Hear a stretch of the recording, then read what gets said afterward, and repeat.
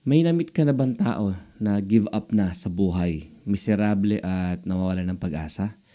May kilala ka bang ganun tao? Isa sa mga napakahirap mawala sa buhay ay yung pag-asa. Kasi importante yun eh. Ang pag-asa ay nagbibigay sa'yo ng magandang pananaw sa buhay. And it gives meaning. So, today, let's talk about how not to lose hope.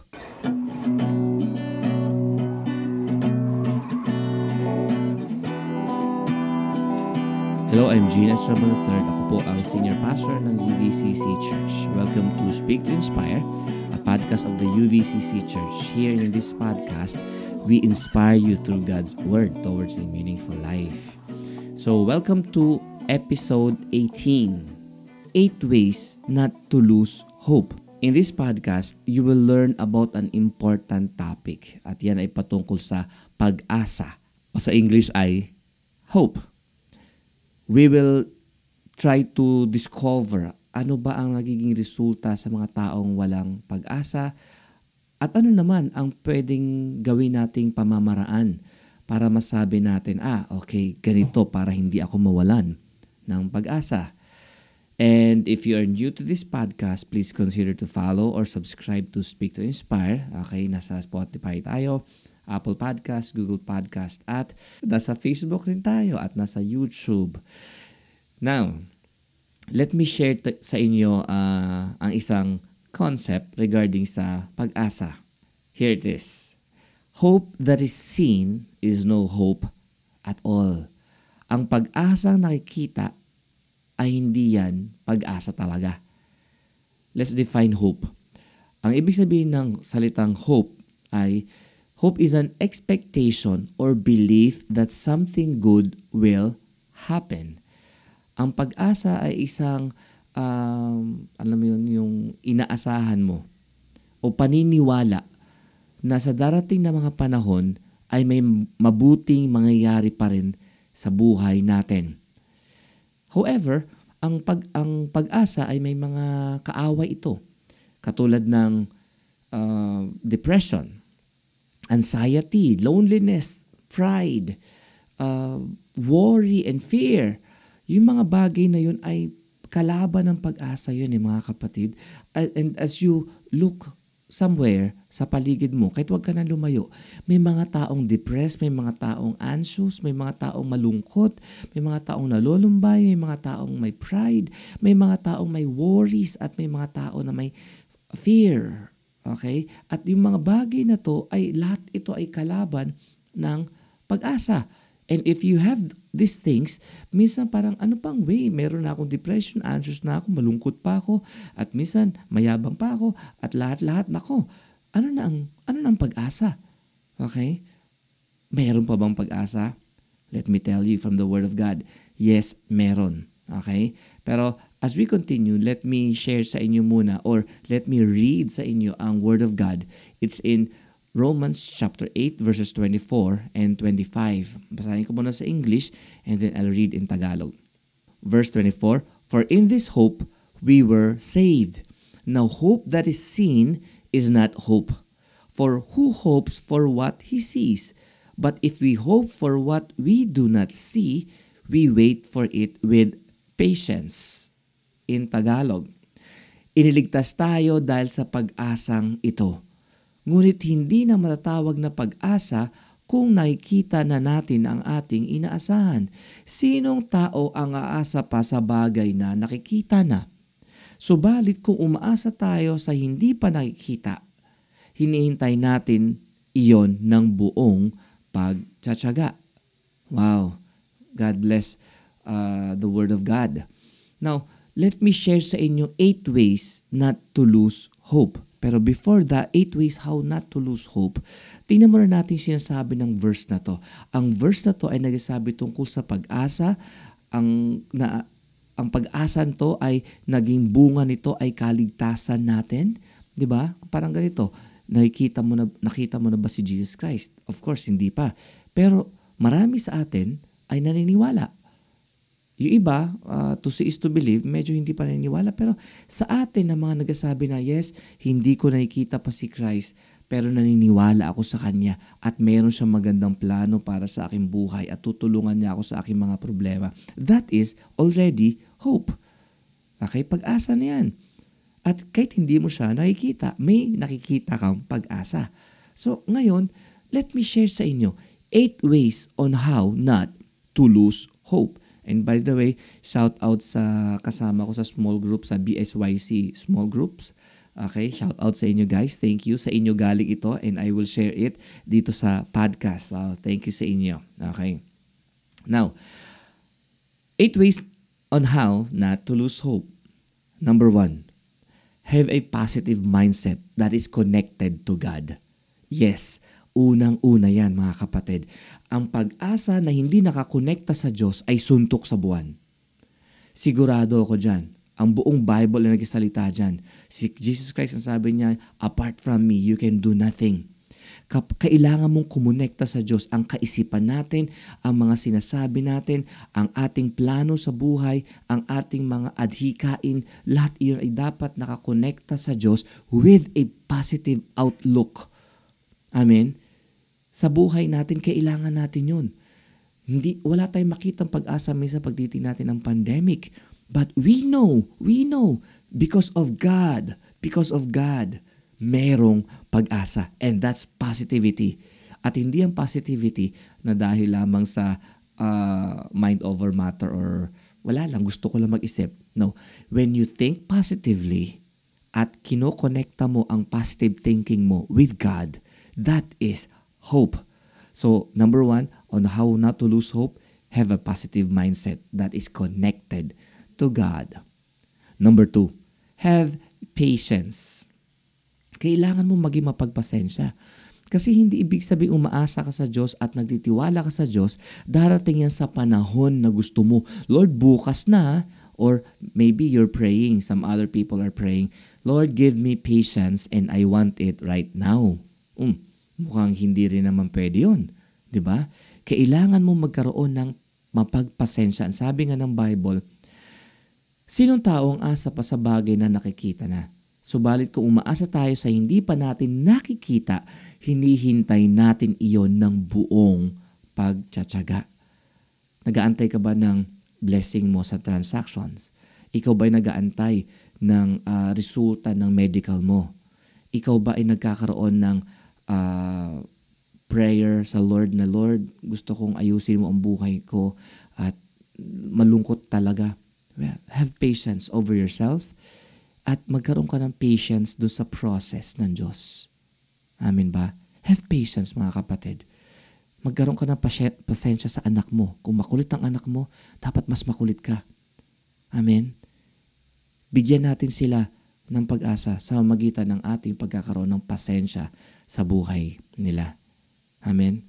Magkaroon ka ng pasensya sa mga taong dumaraan sa mga pagsubok, sa mga tao nagmamatigas, sa mga tao na feeling nila hindi sila nagkakamali, or even sa mga tao na feeling nila lahat sa buhay nila ay mali. Have patience over yourself and have patience over your life, even sa iba pang mga tao. Number 3, have contentment of what we have now. Minsan nakakawala ng pag-asa mga kapatid kapag nakikita natin yung mga taong asenso sa buhay. Pag kinumpare natin ang sarili natin sa kanila, it's either maawa tayo sa sarili natin o manliliit tayo. And because of that, we can lose hope. Ayaw ng Diyos na mawalan ka ng pag-asa. Ang gusto ng Diyos, magpatuloy ka sa iyong buhay, sa iyong layunin, at talagang magkaroon ka ng pananampalataya. Pero, kailangan mo magkaroon ng pagiging kontento. Kumbaga, kung anong meron ka ngayon, yun lang. Amen? Minsan, may kinalaman din ito sa paggastos natin ng pera. Kung anong meron ka, yun lang muna. Okay? At paunti-unti lang. Huwag mong biglain ang sarili mo. Huwag ka mabaon sa utang. Huwag ka mabaon sa problema dahil sa pera. At huwag ka rin magkaroon ng inggit sa mga tao na merong bagay na wala ka. Unti-unti lang. Start somewhere. Katulad ng preach ko minsan, you start somewhere. Kung wala kang ganyang kagandang bahay, then itis ka muna. Kung meron kang wala kang ganyang kagandang computer, then kung meron ka, pray. Diba? Pray, Lord, upgrade mo naman yung computer ko. Lord, bigyan mo naman ako ng blessing mo. And be content muna ng meron ka ngayon. Dahil kapag hindi ka magiging kontento, again, ikaw ay mawawalan ng pag-asa. And you don't want that. Number 4, have perseverance. Magkaroon ka ng hindi lamang pagtiyataga, kundi yung talagang pagpapatuloy. Yung talagang matinding pagtsatsaga. Ang sabi ng Bible, iniligtas tayo dahil sa pag-asang ito. Ngunit hindi na matawag na pag-asa kung nakikita na natin ang ating inaasahan. Hanggat di mo nakikita, sumunod ka sa Panginoon. I mean, magpatuloy ka sa pagsunod sa Panginoon. Don't give up somewhere sa proseso. Amen? Ibig sabihin, maging bukas ang isipan mo na talagang kailangan mo magpunyagi.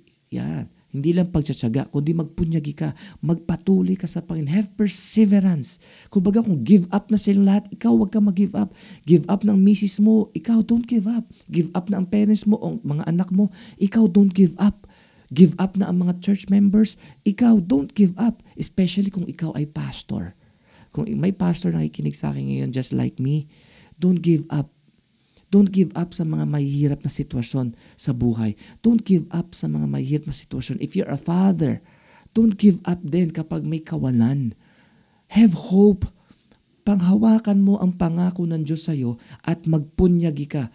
Gawin mo ng may pagpupunyagi ang mga dapat na mga bagay, mga mabubuting bagay. Gawin mo yan. Gawin mo siya kahit na wala nakakapansin. Gawin mo siya kahit wala nagbibless sa'yo. Gawin mo siya kahit wala nakakakita sa'yo. Yan ang pagpupunyagi. That's number 4. Number 5, eto. Have purpose. Layunin. Kailangan mo magkaroon ka ng layunin. Kasi kung walang purpose, ano sense ba't mo ginagawa ang ginagawa mo? Halimbawa, ba't ka nagtatrabaho? Kung nagtatrabaho ka dahil lang sa sweldo, maganda rin yun. Pero kung ikaw ay nagtatrabaho lang dahil sa sweldo, parang mababaw na layunin yun. Pwede kang ma-inspire o pwede mo rin ma-motivate ang sarili mo. Uy, may sweldo ka sa katapusan kaya magtiyaga ka ha. Pero hindi lang pagtsatsaga at pagpupunyagi, kailangan alam mo anong purpose mo. Diba? Yung trabaho bang ginagawa mo, according yan sa purpose ng Diyos? Napipilitan ka lang ba sa trabaho mo dahil sa sweldo? I mean, dapat ang trabaho mo o ang ginagawa mo ay connected kung ano ang kakayanan mo. I mean, kung ikaw ay gifted, halimbawa lang, sa math or somewhere sa engineering, 'di ba? Dapat engineer ka. I mean kung engineer ka talaga, nag-aral ka ha. Pero kung medyo lipas na ang panahon, ay huwag ka na mangarap. Medyo iba na lang ang gawin mo. Kung kabataan ka naman, yan. Kung kabataan ka naman at nakikita mo na, uy, ito ang future ko. 10 years from now. Okay? Sarap nga pala ng kwentuhan namin doon sa BSYC small group. Hello sa mga kasama natin dyan, Milo and the rest of the guys. Alam niyo, napag-usapan namin doon na mga puro kabataan po ito, mga kausap ko. And I asked them one question. Ano nakikita mo 10 years from now? Isa sa kanila ay sumagot na, uy, ito ang gusto ko, magkaroon ako ng sariling bahay at siyempre may sweldo na ako. Pero may isang nagsabi na, uy, kailangan may layunin ang ginagawa mo. Tama, may purpose. At sagot nila ito actually, 8 ways on how not to lose hope. Have a purpose. Kasi minsan kapag, alam mo, pag tinatamad ka na, pero may purpose ka, ay hindi, kailangan kong tapusin to kasi ito ang layunin ko. Hindi ka give up. Hindi ka mawalan ng pag-asa. May purpose ka kasi eh. Pero kung ang purpose mo ay wala o kung wala kang purpose or something na walang layunin ang ginagawa mo sa buhay mo, at the end of the day, pagod ka lang at wala kang natapos dahil walang purpose eh. Diba? That's not a good life. That's not a meaningful life. Amen? God has a purpose for your life. So discover that purpose. Amen? That's number 5. Number 6. Have faith in God. Wow. Kanina sabi natin, connected to God. Okay? That's salvation. You have to receive Jesus Christ into your life. Pero more than just receiving Christ into your life, along the way, when hope seems na nawawala, magtiwala ka sa Diyos. Kumapit ka sa Diyos ng may pananampalataya. Ibig sabihin ng pananampalataya ay yung naniniwala ka na may Diyos na gumagalaw behind the scenes at susundin mo siya, magtitiwala ka sa Kanya, hindi ka sa sarili mo magtitiwala, kundi sa Kanya. Siya ang nakaupo sa trono sa puso mo at hindi ikaw ang Diyos. At dahil siya ang Diyos, alam mo na may kaya siyang gawin na hindi mo kayang gawin. Kumbaga, yung kaya mong gawin, kayang dugtungan ng Diyos. That's faith. That's faith. Amen. Kailangan magkaroon ka ng patuloy na pagtitiwala at pananampalataya sa Diyos. Not on yourself, not on your talent. Huwag kang magkaroon ng self-pity. Huwag kang magkaroon naman ng sobrang yabang din naman. Huwag ka rin naman na magkaroon ng sobrang self-confidence na parang wala na si Lord. Hindi. May tamang self-confidence na ang self-confidence mo ay galing sa pananampalataya mo sa Diyos. You believe that there is a God and that God loves you. Wow! Amen! Hallelujah! Nako, appreciate nyo ito. Okay? So, ano na pag-usapan natin? 8 ways on how not to lose hope. Okay? That's number 6. Have faith in God. Number 7. Have vision. Yun. Sabi nung Romans chapter 8 verse 24 and 25, nakalagay doon, ngunit hindi na matatawag na pag-asa kung nakikita na natin ang ating inaasahan. Sinong tao ang asa pa sa bagay na nakikita na? Alam nyo, vision, okay, listen here, vision is not seeing yung literal. Vision is seeing in your heart, in your mind, yung magandang future mo. Hindi mo pa siya kita ng iyong mata. I mean, katulad ng pag nakatingin ka sa puno at nakikita mo yung dahon, yung tangkay, nakita mo yung trunk, nakikita mo yung lupa. Hindi vision yun. Okay? Okay, that's sight. Kumbaga, yan yung nakikita mo na talaga ng literal. Pero vision is something that you see in your heart and in your mind. It's the future. Kita mo siya sa iyong imagination. Kita mo na kahit na ang nakikita mo ngayon ay kawalan ng pag-asa, pero beyond those sa desperate moments, sa mga depressing moments, anxious moments, sa mga malulungkot at sa mga fear and worries and doubts na ito, nakikita mo na may magandang mangyayari. That's vision. Vision is a clear mental picture of the future. Gets? That's number 7. Number 8. Yan. Lahat ng ito, mga kapatid, will come to this point. Number 8, have courage. Be brave.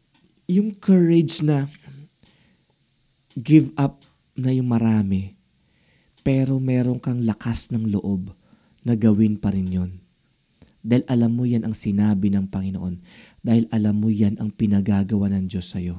Just like Joshua in the Bible. Ang sabi ni Lord sa kanya, be strong and be courageous. Lead these people into the promised land. Kahit na malakikita kang maraming mga Hittites, Jebusites, Canaanites, Angalites, at mga Reclamites sa paligid mo, you see something else. In your heart, there's the courage from the Lord. Alam mo yun? Yung tapang na gawin, yung lakas ng loob, yung commitment, that's courage.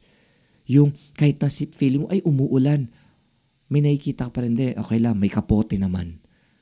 Okay? Naku, may problema ako. Ay hindi, may gagawin tama ang Diyos. At gagawin mo pag sinabi ni Lord na gawin mo to, sundin mo to. Gagawin mo pa rin. Halimbawa, gusto ni Lord na umattend ka ng church. Okay, katulad itong mga panahon na to, no? Kung sa time na ito, level 2 na sa NCR. So, pwede ka nang umattend. Pero minsan, yung takot natin, ay naku, baka mahawa ako, baka magano. Minsan, wala nang valid reason. Okay? Kung may chance ka na maunahan yung first 50% sa attendance at talagang you're brave and courageous, hindi, mag-worship ako sa Panginoon. I will take precautionary measures. I mean, alcohol, maligo din. Attend ako ng church, mag-face mask ako at lahat-lahat. At sa church naman, merong mga precautionary measures, may social distancing at lahat-lahat. I mean, come. Kung sinasabihan ka ng Lord na umattend ka, come. Let's worship the Lord. Pero minsan kung ang nagda-drive sa nakakatakot, naku ganito, naku ganun, baka ganito, naku baka ganun.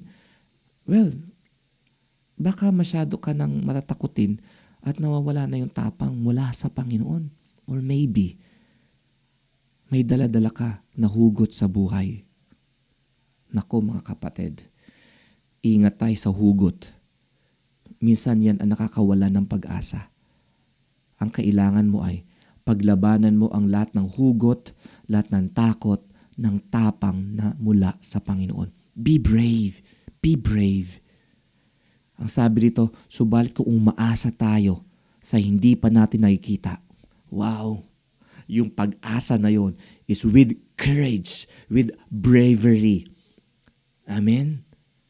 So mga kapatid, do not lose hope, please. Sa mga nakapakinig ngayon na gusto mo na mag-give up or to the point na talagang depressed ka na, nanghihina ka, nalalamig ka sa Panginoon, gusto mong sumunod sa Panginoon pero parang ayaw mo. No.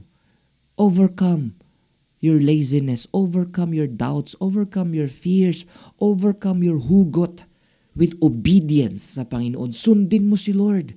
Hindi ang naiisip mo, hindi ang nararamdaman mo. Hindi ang mga depression mo. Sundin mo si Lord.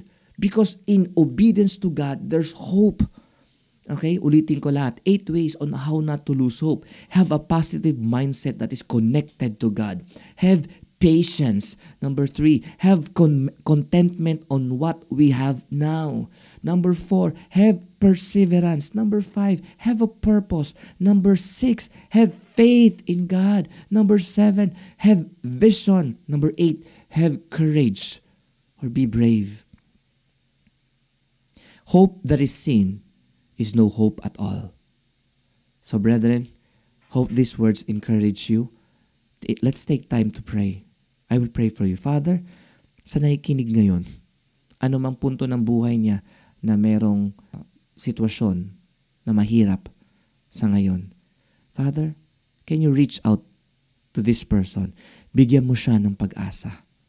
Bigyan mo siya ng pananampalataya. Bigyan mo siya ng pag-ibig, Panginoon. At higit sa lahat, Lord, yung tapang na sumunod sa kalooban mo, even if other people are not obeying you. Father, pwede mong palayain ang nakikinig sa iyo ngayon, ang nakikinig sa podcast na to. Palayain mo siya sa depression, sa anxiety, loneliness, even sa pride and fear and doubts. Panginoon, akapin mo ang nakikinig ngayon sa iyong salita. Bless him, bless her, bless them, bless his family, bless his ministry. Bless everything, Lord, sa buhay niya. At kumapit siya sa iyo, Panginoon. Thank you, Lord. In Jesus' name. Kung naging blessing sa iyo ang podcast na to, why not share this, mga kapatid, sa iba pa? And if you have prayed yung prayer kanina, please message me. And let's reach out once again. Salamat po. This is Gene Estrabon of UVCC. God bless you all. Until next time.